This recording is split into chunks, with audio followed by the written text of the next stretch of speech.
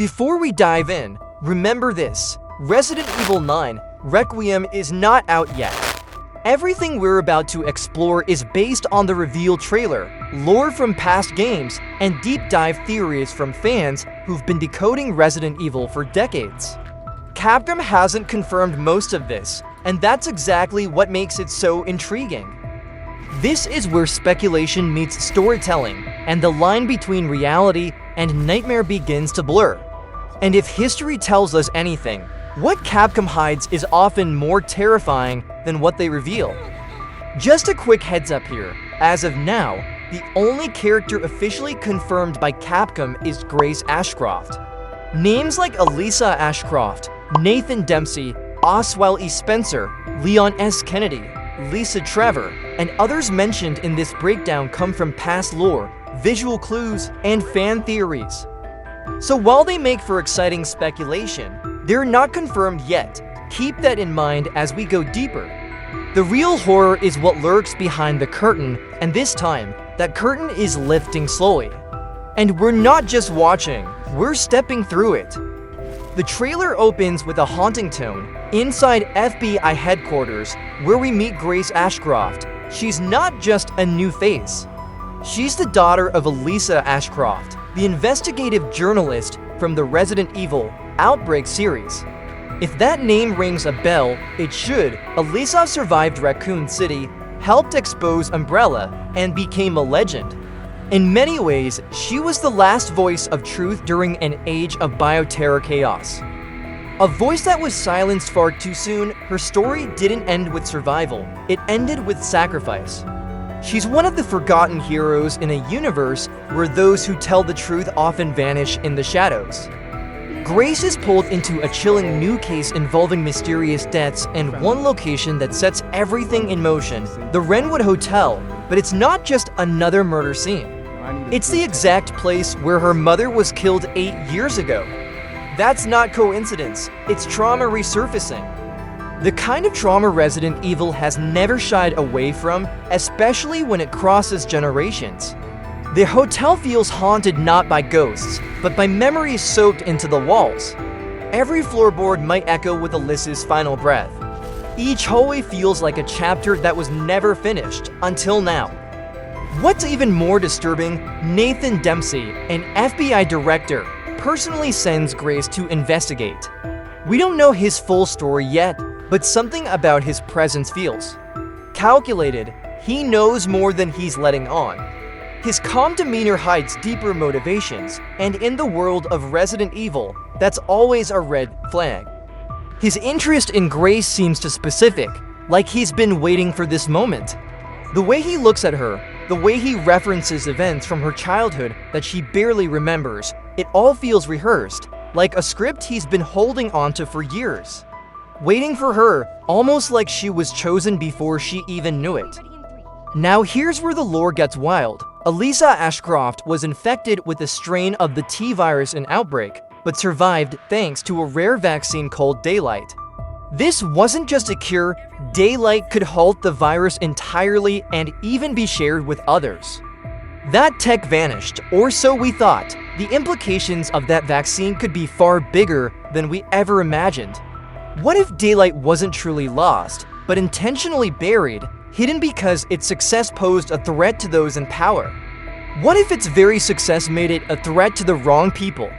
Fans are speculating that Grace might have inherited something from her mom, a genetic immunity, resistance, or maybe even something Umbrella never planned for. In the trailer, she's referred to as the Chosen One. Is it prophecy, hallucination, or biological fact? Could she be the first true carrier of a legacy cure or an accidental weapon? And more importantly, who exactly is calling her chosen? And for what purpose? Redemption, resurrection, control? Could Grace be the key to something far more dangerous than another viral outbreak? We also get scenes of Grace strapped to a gurney, bleeding, terrified, clearly experimented on. Her eye color changes, which could point to infection, hallucination, or even some new strain. These aren't just body horror scenes, they're psychological. Capcom's leaning hard into trauma and memory. It feels like Silent Hill levels of mind-bending horror mixed with classic re-dread. The camera lingers on pain, on confusion, on identity slipping away like blood down a drain. These moments aren't just aesthetic, they echo the player's experience as Grace, whose shifting perception may directly impact gameplay mechanics, from distorted environments to unreliable memories that alter your path forward. The fear here isn't just being infected, it's becoming someone you don't recognize. And let's talk about that hotel. The Renwood setting might actually connect to the Apple Inn from Outbreak, Hellfire. In one shot, we see room 2011, the same number tied to the Apple Inn. If true, Capcom could be stitching together forgotten corners of the series, linking Grace's trauma to her mother's legacy. The architecture, wallpaper, even the room layout hint at continuity. What if the Renwood isn't just a hotel, but a reactivated research site hiding beneath its foundations? A place where secrets aren't just kept, they're cultivated. There's also the chance that the hotel scenes are flashbacks. We may even get to play through Alyssa's final hours. That mechanic worked brilliantly in Resident Evil 7 with the videotapes. If used here, it could add a deeply emotional layer to Requiem's horror. Imagine unlocking a memory mid-mission and being thrown into the shoes of someone long dead. Not just witnessing trauma, but reliving it, feeling it, and realizing that the past isn't done with you yet. Then comes the question, who's the main villain? One scene shows a man by a fireplace telling Grace she's the chosen one. He wears black leather and gloves, Wesker vibes all over, but he's not Wesker.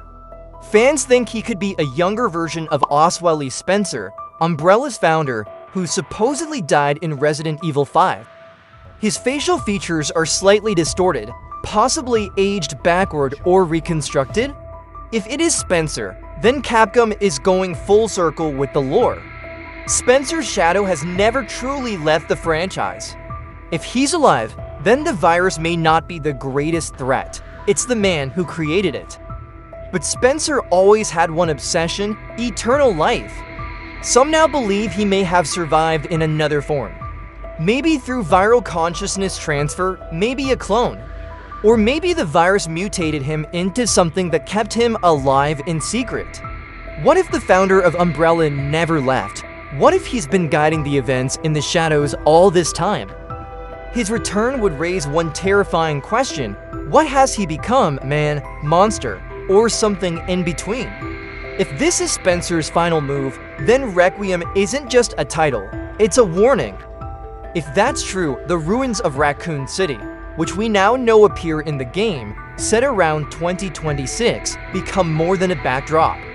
They become the final puzzle piece, a place where the sins of the past are unearthed.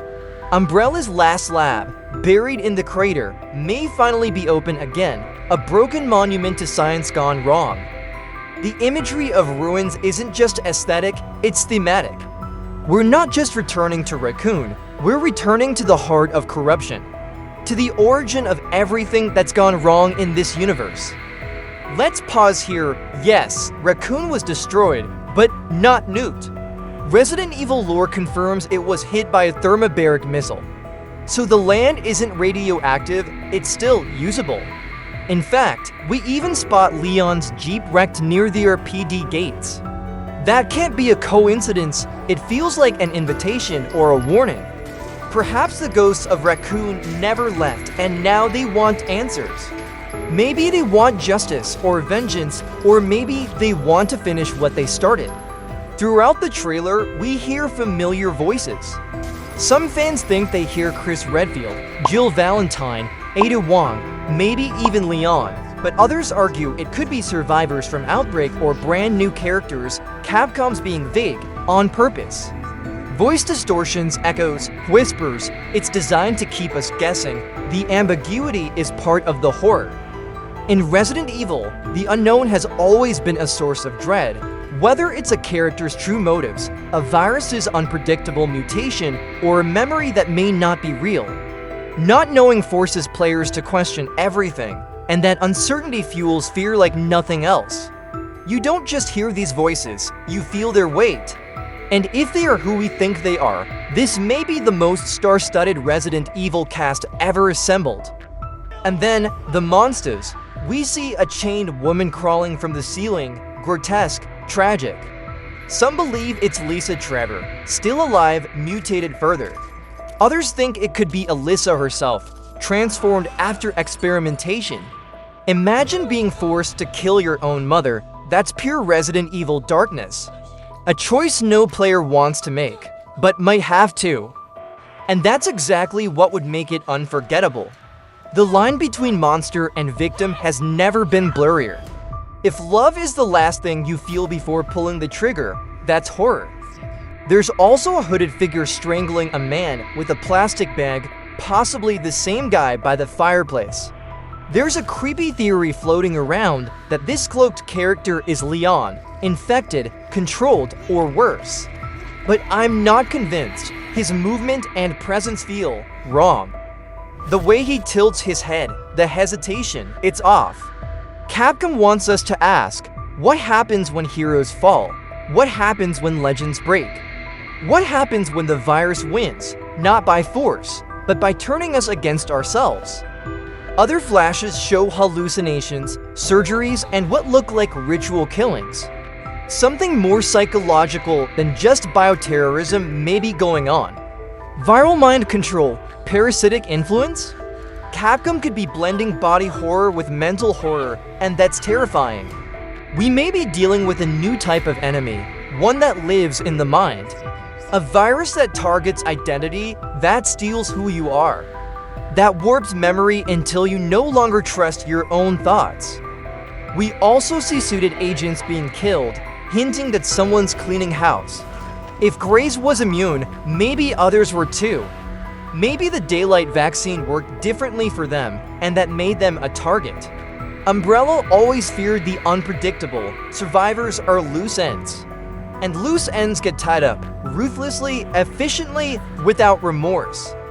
As for gameplay, Requiem is confirmed to be single-player, built in the re-engine.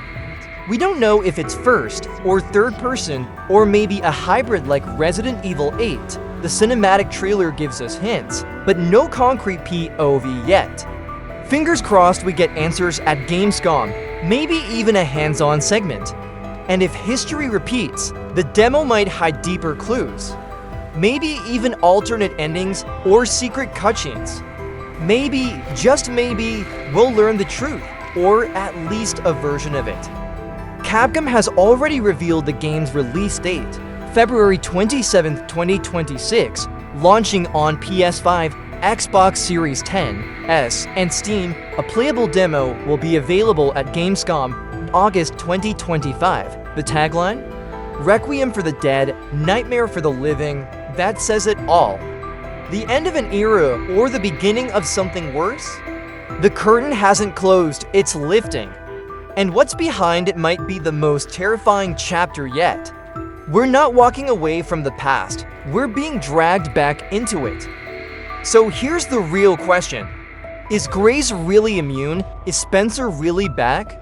And is this the game that will finally close the book on Umbrella once and for all?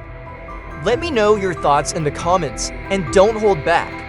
If you've got theories, connections to past lore, or just wild speculation, I want to hear it. Resident Evil has always been about secrets, and the fans usually find them first. This time, it might be personal. And with every frame, Capcom is daring us to look deeper, daring us to question everything, and maybe daring us to face truths we've buried for too long. If you're hyped for Resident Evil 9, hit that like button, and subscribe if you want to dive deeper into the madness we've got lined up. This is gonna be one hell of a ride, and it's only just begun. Trust me, you don't want to miss what's coming next. Especially if what's coming is already inside.